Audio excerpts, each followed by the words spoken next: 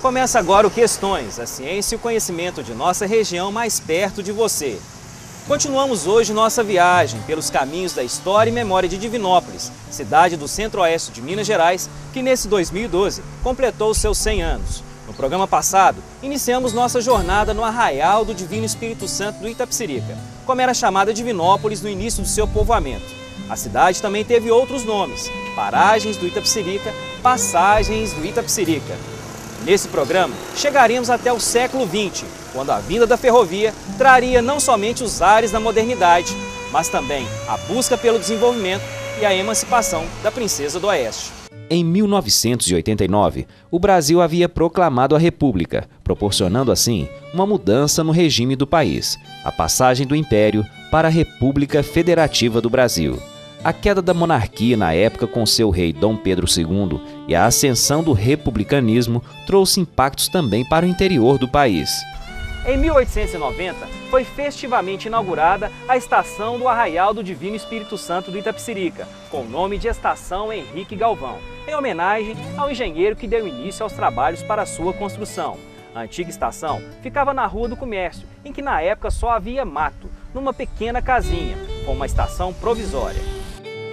A Rua do Comércio, a mais próxima da estação, foi o primeiro espaço a receber o impacto do intenso fluxo de pessoas e mercadorias. Hoje, é uma pequena rua de apenas 2 quarteirões. Tem um vetor econômico que atrai as pessoas.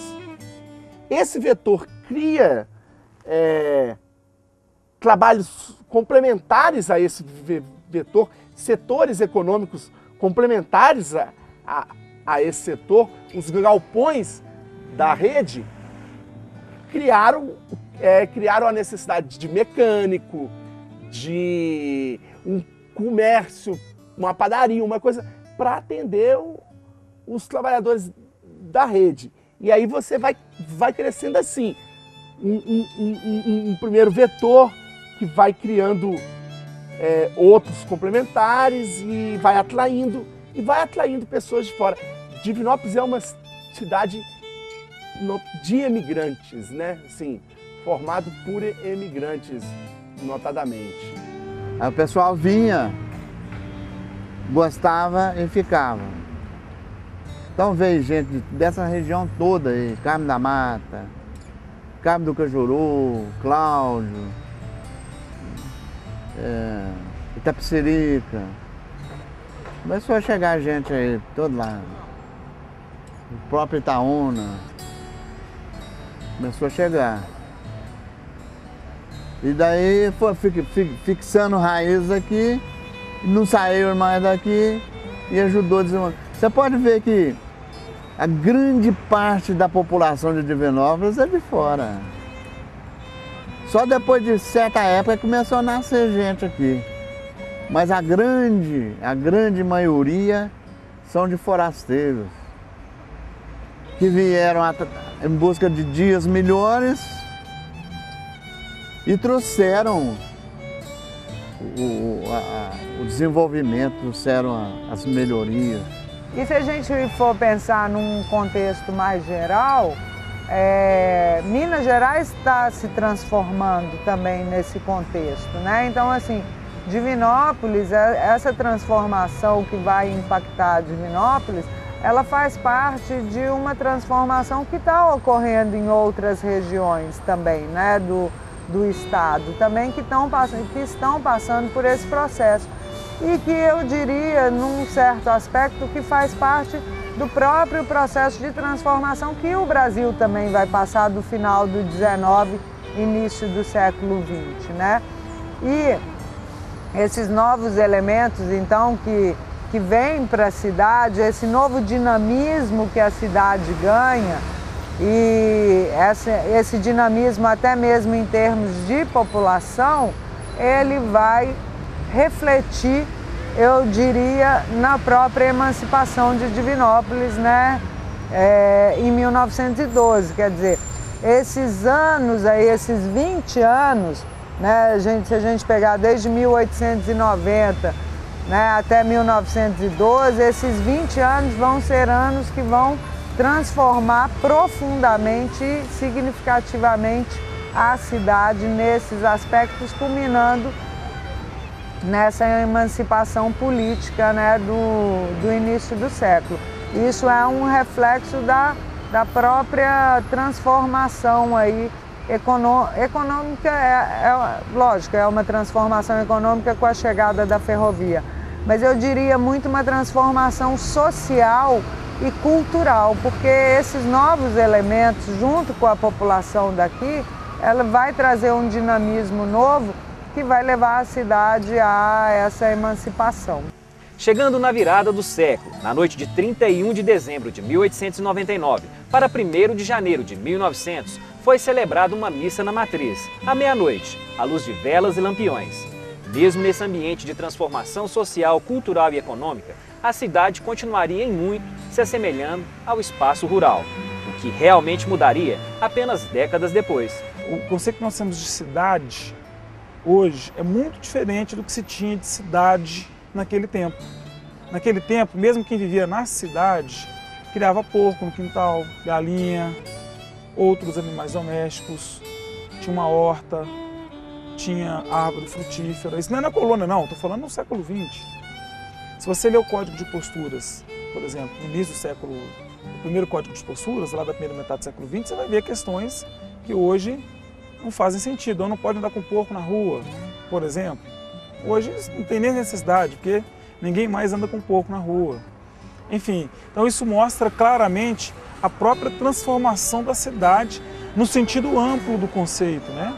Então a cidade ela tem ainda um ar rural muito forte. A relação com o mundo rural é muito forte.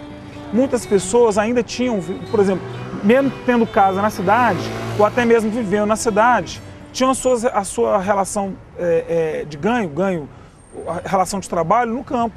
Saía da cidade, ia para o campo, voltava para a cidade. Então isso só desapareceu por completo no século XX.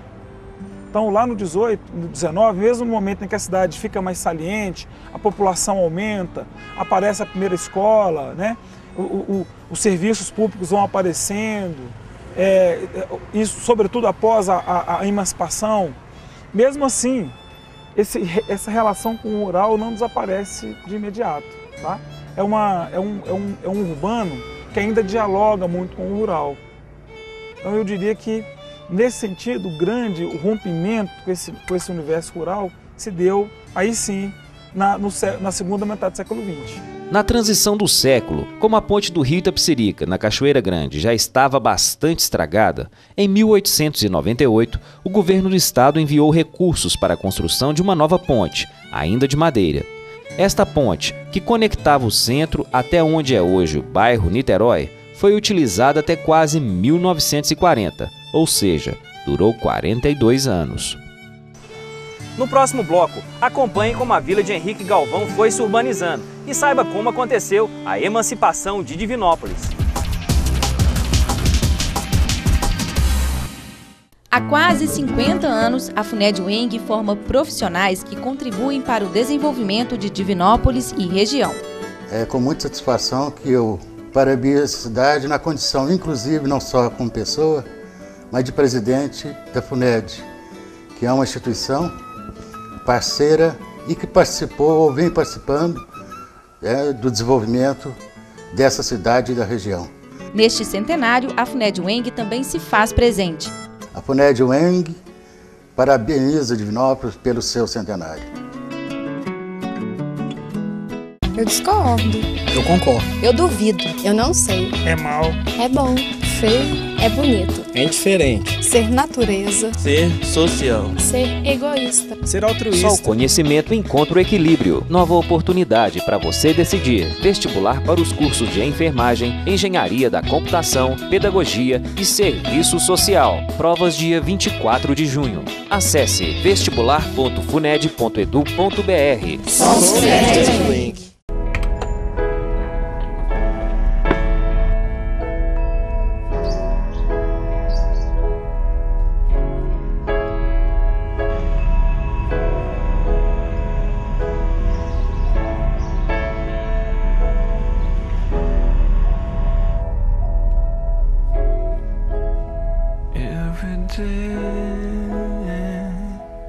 Keep making the same mistake.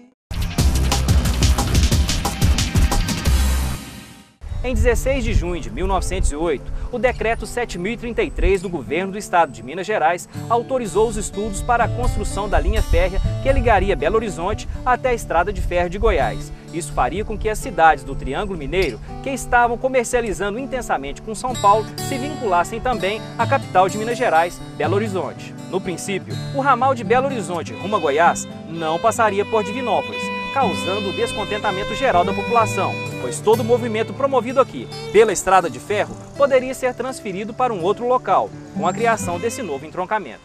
A atuação, então, do pessoal daqui foi convencer o governador que aqui era o melhor caminho e tal, e um dos argumentos para consegui-lo foi exatamente a cachoeira.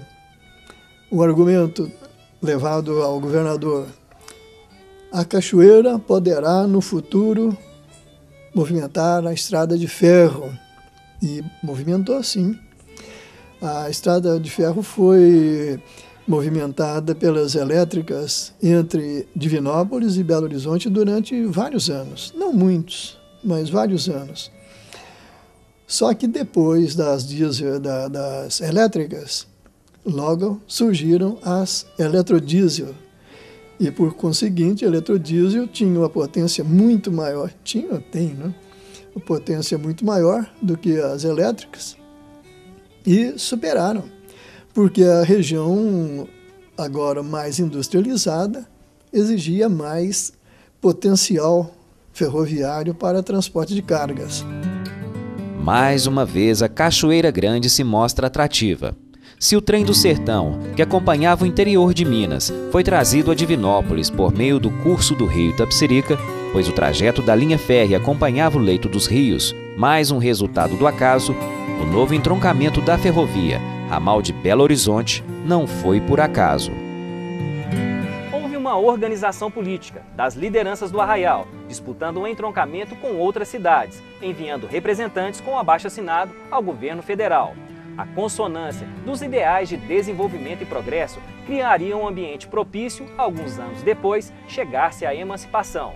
A soma do cruzamento das duas linhas férreas forneceria as condições econômicas para isso. A igreja ainda tinha muita influência nas decisões locais, né? Inclusive em relação aí você tem, não dá para deixar de tocar nesse ponto.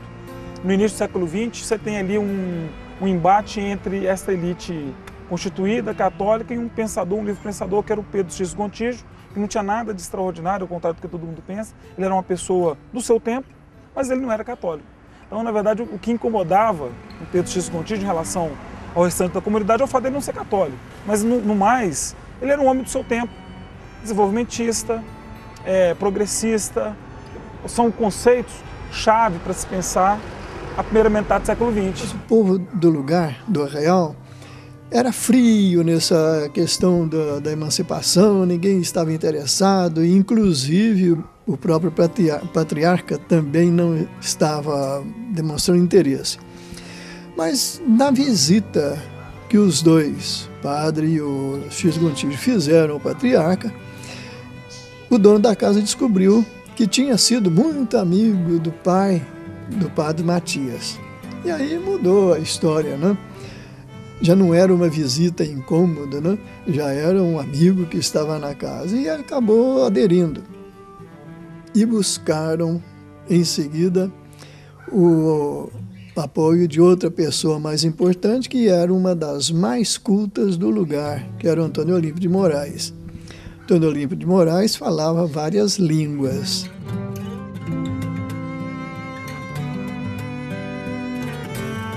Começam a agregar pessoas com a ideia da emancipação.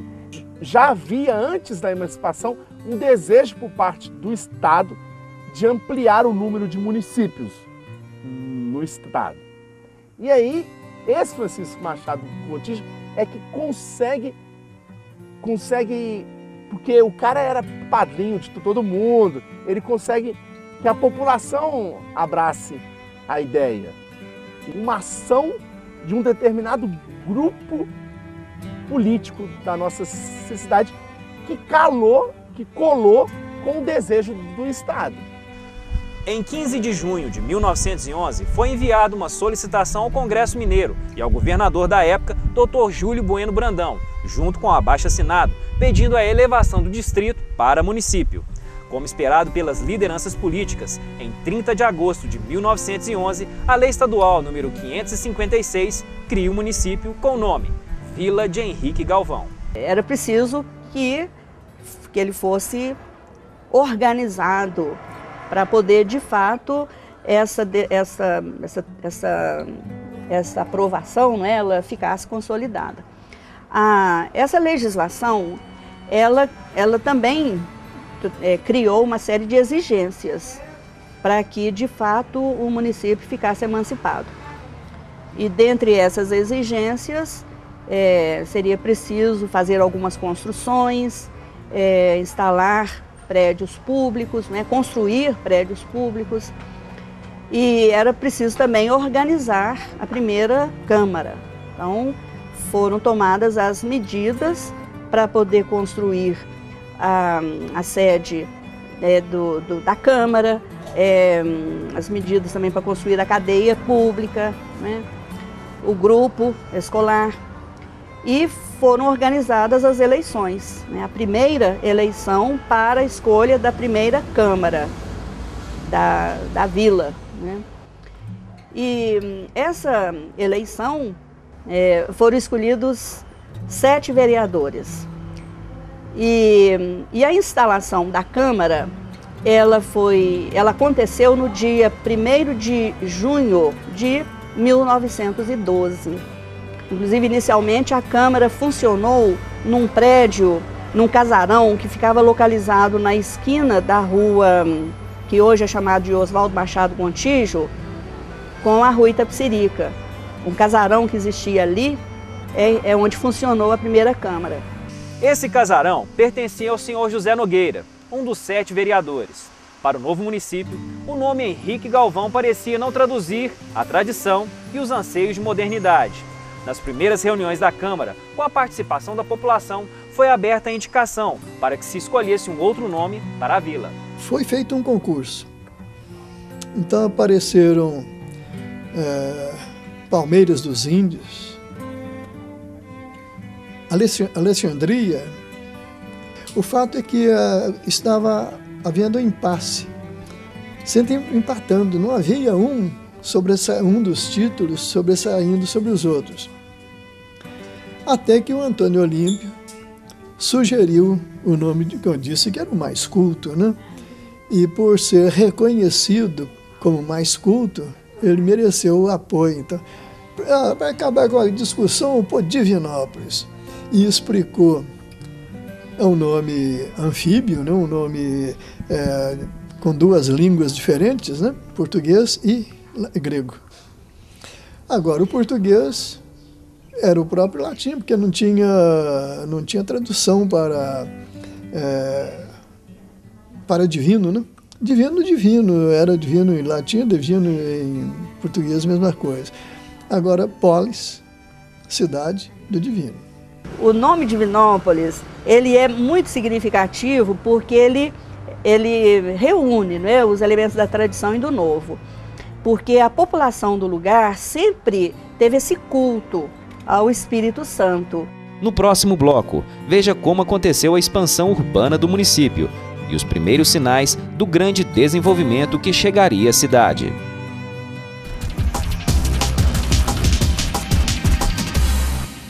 Sou Funédio Eng, sempre eu sou Funédio Eng. Educação superior se faz com pesquisa, extensão e ensino de qualidade. A FUNED é parecida com a gente, preocupada com o futuro, realmente uma proposta coerente. Sou Funédio Eng. Eu discordo. Eu concordo. Eu duvido. Eu não sei. É mal. É bom. feio é bonito. É indiferente. Ser natureza. Ser social. Ser egoísta. Ser altruísta. Só o conhecimento encontra o equilíbrio. Nova oportunidade para você decidir. Vestibular para os cursos de enfermagem, engenharia da computação, pedagogia e serviço social. Provas dia 24 de junho. Acesse vestibular.funed.edu.br. Somos FUNED. Já em 1892, na época da bitolinha de 76 centímetros, os serviços de reparação da Estrada de Ferro Oeste de Minas, que aconteciam em Oliveira, passaram para Divinópolis, pois foi aqui que as máquinas começaram a pernoitar, com o prolongamento da ferrovia até a estação de Henrique Galvão. Contudo, com o entroncamento das linhas férreas nesse local, a partir da chegada do ramal de Belo Horizonte, com a bitola de metro, cuja construção se iniciou em 1910, o fluxo de cargas e passageiros se intensificaram, tornando necessária uma grande oficina para dar manutenção às locomotivas em tráfego e fabricar peças e equipamentos de reparação. Então, em 1912, se iniciaram as construções das oficinas da Oeste e da Vila Operária, numa área plana, um pouco distante do Largo da Matriz, aqui no bairro Esplanada. As oficinas foram um dos principais fatores do progresso de Divinópolis, pois foi a primeira grande fábrica da cidade. A Vila Operária, que se instalou do lado da oficina da Oeste, abrigava de início aproximadamente 150 famílias e em 1913 se iniciou a construção de mais 400 casas, se transformando no maior núcleo de concentração de trabalhadores do município. O trabalho dos ferroviários se tornou a principal sustentação para a expansão da cidade. Junto com a construção da Vila Operária, se iniciou também o planejamento da expansão urbana de Divinópolis. E nesse primeiro período você tem uma... Aí há também, importante falar, logo, 1913, 1914, você tem um projeto de expansão da cidade, que é a expansão da... você pega... O antigo arraial era ali, no entorno da catedral. Ele começou a se expandir seguindo a 1º de junho. A cidade começou a crescer e foi criado um plano urbanístico de crescimento que saía da catedral, e aí você tem a abertura das ruas, hoje é Antônio Olímpio, 21 de abril, 7 de setembro, e as perpendiculares a essa, você tem a construção da estação ferroviária que ficava onde ela está hoje, né? O prédio, só que ela não funciona mais como estação. Você tem uma dinâmica social e urbana de uma grande atração de pessoas de fora, pós-emancipação, notadamente trabalhadores ferroviários. E aí vão sendo criados pequenos comércios, farmácias. As cidades crescem muito semelhante assim. A Vila Operária representava um espaço planejado, com divisão racionalizada. Pode-se observar até hoje, apesar de algumas mudanças, os projetos das casas iguais, além da instalação de infraestrutura, como campos de futebol, farmácia, praça, armazém, escolas, enfim.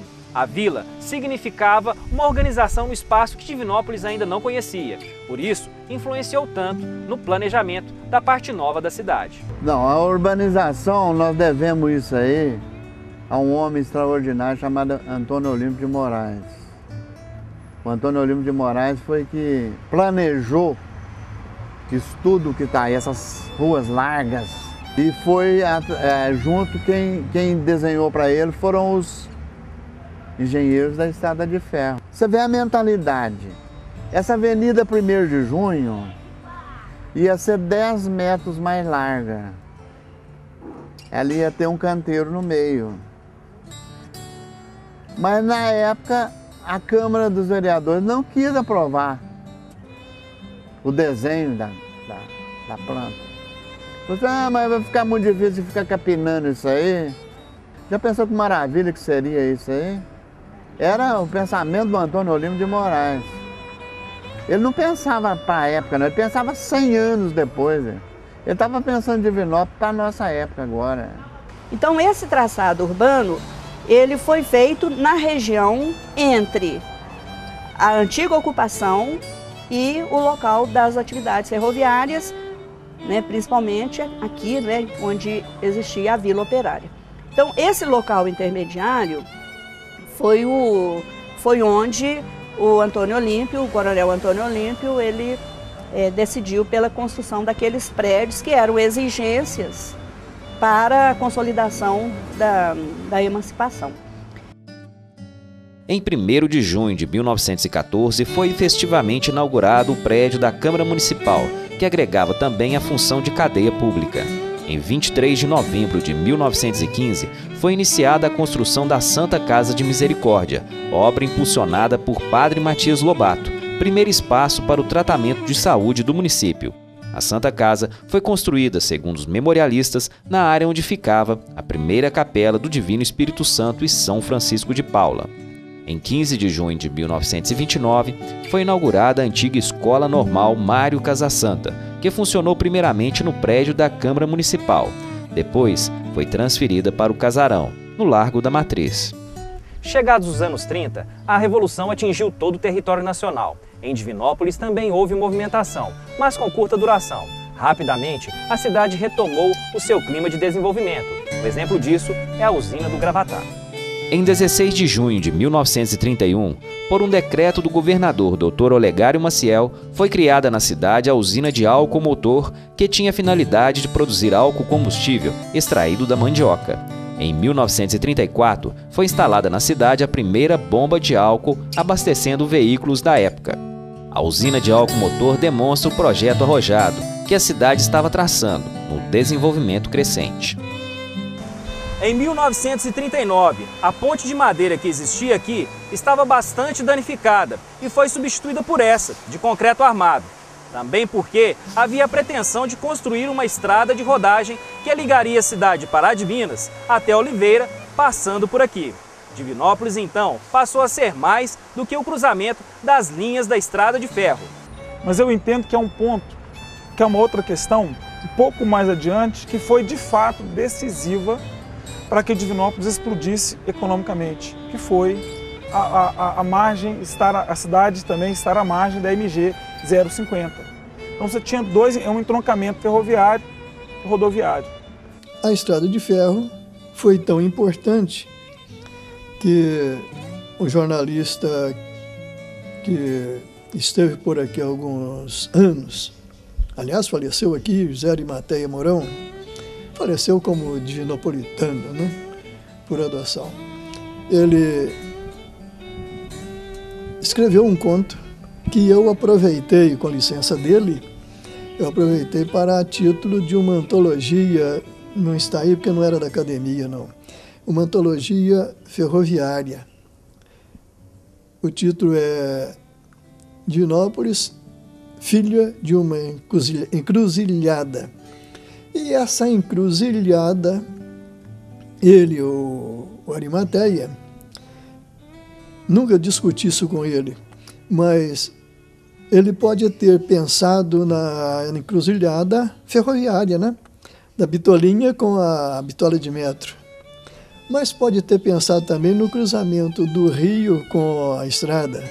De qualquer maneira, foi a encruzilhada do rio com a estrada de rodagem, com a passagem das Itapecericas, que foram o início de tudo, né? O início do arraial.